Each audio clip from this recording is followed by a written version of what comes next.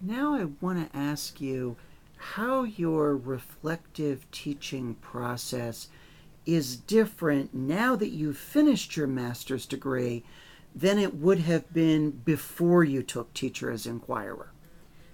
I think, when I think about myself as a reflective teacher and I think back, before I started this program, if you would have asked me that question and said, are you a reflective teacher? I would have said, of course, I reflect all the time. I think about, after I teach a lesson, did it go well? And if it did, great, how can I further improve it? And if it didn't go well, what can I change? What can I modify?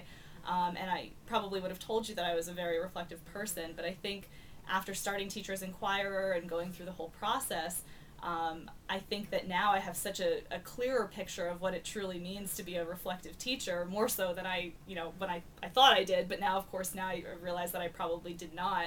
I think now I realize after, conducting the whole thesis study and going through these classes, I realize what it really does mean to be a reflective teacher, and I think my reflective process now is probably so much more meaningful.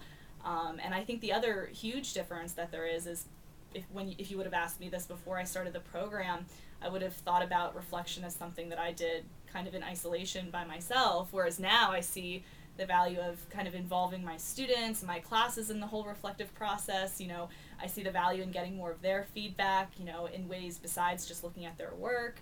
And so I would say now that I think my reflective process is a lot more meaningful and thorough.